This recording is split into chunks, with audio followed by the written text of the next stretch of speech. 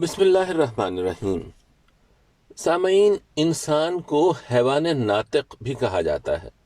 شاید اسی لیے اگر محض ناطق ہو تو مقام حیوانیت سے اوپر نہیں اٹھ پاتا۔ دو یا دو سے زیادہ افراد کی گفتگو کو اصطلاحاً مکالمہ کہتے ہیں۔ تدریس اردو کا ایک ہدف یہ بھی ہے کہ گفتگو اور کلام ایسا ہو کہ فرد انسان کے درجے کی بات چیت کر پائے۔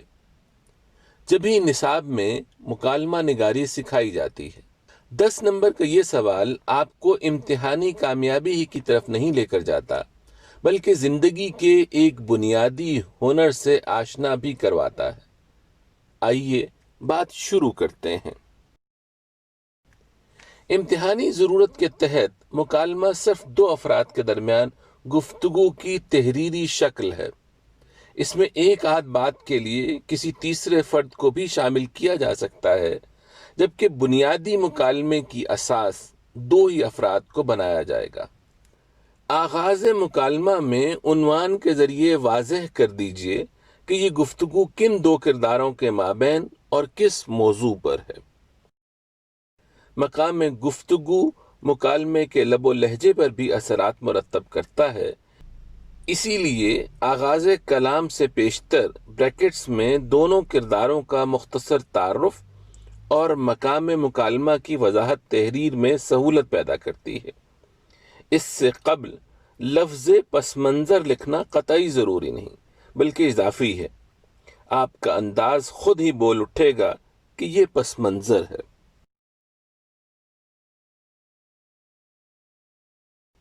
لیجئے صاحب، اسٹیج تیار ہے، بات آغاز کیجیے۔ آپ کی زیر لب مسکراہٹ بتا رہی ہے کہ آپ سمجھ گئے ہیں کہ یہی تو راہ کا تیکھا موڑ ہے۔ زندگی ہو یا امتحانی ضرورت کے تحت لکھنے کے لیے مکالمہ، بات آغاز کرنا فن ہے، اور تدریس اردو آپ کو ہر فن میں طاق کرنے کی ایک کاوش۔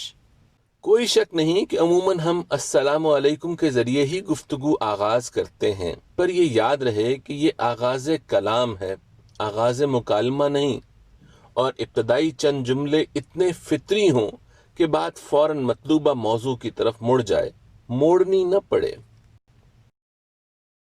مکالمے کرداروں کے مزاج کے مطابق ہوں جن کا تعارف آپ پس منظر میں کروا چکے ہیں۔ کوئی پھل فروش یا موچی عام طور پر بہت زیادہ علمی اور ادبی گفتگو نہیں کرتا، حالانکہ تجربے اور مشاہدے کی بنیاد پر وہ سادہ الفاظ میں کوئی بہت گہری بات ضرور کر سکتا ہے۔ ہم عام بات چیت میں تقریریں سننے کے عادی نہیں ہوتے، اس لیے مکالمے کی شان یہ ہے کہ وہ مختصر ہو۔ آپ اپنے لیے ہدف رکھ لیں کہ 1 لائن یا زیادہ سے زیادہ 2 سطروں سے بات بڑھنے نہیں دیں گے۔ لیکن کبھی کبھار ایسا ہوتا ہے کہ کوئی ایک کردار جو بات کرتا ہے وہ اہم بھی ہے اور طویل بھی، اور آپ کے مکالمے کا اصل حصہ بھی۔ ایسے کلام کو 1 لائن تک محدود رکھنا ہی تو ہنر ہے جو آج آپ سیکھنے جا رہے ہیں۔ مثلاً استاد شاگرد کے بیچ مکالمہ لکھا جا رہا ہے۔ استاد صاحب کچھ فرما رہے ہیں جو ذرا طویل بھی ہے اور ضروری بھی، ان کو درمیان میں ٹوکا بھی نہیں جا سکتا، لیکن صاحب بیچ مکالمہ شاگرد اسبات میں سر تو ہلا سکتا ہے، جی سر، یا بالکل درست، یہ بھی کہہ سکتا ہے۔ بس یہی آپ کا فن ہے کہ دوران طویل مکالمہ دوسرا کردار یہ کہتا رہے۔ ہر دفعہ میں آپ کو دوسرے کردار کا نام لکھ کر یہ تاثر بھی تحریر کرنا پڑے گا، جس سے طویل مکالمے کا اثر بھی زائل ہو جائے گا اور وہ طویل اور اہم بات بھی جاری رہے گی۔ مثلاً استاد صاحب کسی اسلامی بات کے حوالے سے گفتگو فرما رہے ہیں۔ دوران گفتگو انہوں نے کہا کہ جیسے حضور صلی اللہ علیہ وآلہ وسلم نے فرمایا۔ شاگرد نے فوراً کہا صلی اللہ علیہ وآلہ وسلم۔ اب استاد صاحب کی گفتگو جاری ہے، بات ٹوکی بھی نہیں گئی، پر مکالمے کی طوالت کا اثر زائل ہو گیا ہے۔ اسی طرح صرف ہوں وغیرہ کہہ دینا ہی کافی ہے۔ صاحب، جب ہم بول رہے ہوتے ہیں تو آواز اور الفاظ کا اتار چڑھاؤ بھی مطالب بدل دیتا ہے. اسے تحریر میں کیسے شامل کریں؟ اس کے لیے رموز اوقاف یعنی علامات تحریر ہماری مدد کرتی ہیں. ان کا استعمال کریں. رموز اوقاف والے لیکچر میں ان کی وضاحت بھی تفصیلاً موجود ہے، لیکن کچھ تاثرات کو علامات سے واضح نہیں کیا جا سکتا. ان کو اس بات سے پہلے یا بعد میں بریکٹ میں درج کر دیں. یاد رہے کہ اصل موضوع پر آغاز اور اختتام کے علاوہ کم از کم 10 مختلف دلائل کا ہدف رکھیں، یعنی 10 بار دونوں کردار کم از کم الگ الگ اس موضوع پر اپنا حصہ ڈالیں. گفتگو میں سہولت کے لیے ایک کردار موضوع کے حق اور دوسرا مخالفت میں ہو تو اچھا ہے، لیکن یہ ضروری نہیں ہے.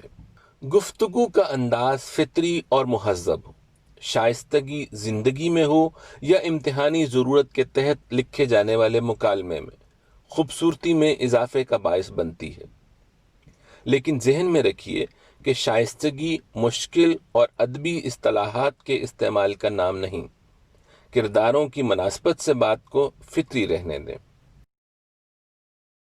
بات چیت کسی انجام تک بھی پہنچنی چاہیے، لیکن اس کے لیے ڈرامائی انداز میں اپنی رائے تبدیل کرنا فطری عمل نہیں. اس لیے ضروری نہیں کہ دونوں کردار ایک بات پر لازماً اور مکمل طور پر متفق ہو جائیں. آپ جانتے ہیں کہ ہم ایسے نہیں ہیں اور نہ ہی ایسا ہوتا ہے. اس لیے صرف اتنا مان لینا کہ میں اپنی رائے پر غور کروں گا یا کروں گی یا آپ کی بات میں بھی وزن لگتا ہے، کافی ہے. صاحب، جیسے بات فطری انداز میں شروع ہوئی تھی ایسے ہی اس کا اختتام بھی فطری ہو. بعض اوقات ایک جملے میں بات ختم کر دینا، جیسے استاد صاحب کلاس میں داخل ہو گئے، یہ بھی غیر فطری نہیں ہے، لیکن مقام مکالمہ کے فطری تقاضوں کو مد نظر رکھ کر ہی ایسا ممکن ہے. سامعین، بار بار کی مشق اناڑی کو بھی کھلاڑی بنا دیتی ہے. آپ بھی یہ ہدف طے کر کے سفر آغاز کریں کہ اس سوال میں 10 میں سے 9 سے کم نمبر لینا جرم ہے، اور اگر 10 ہی نمبر آ جائیں تو اپنی محنت اور لگن کی داد دیں، مسکرائیں اور زندگی کا بھرپور لطف اٹھائیں.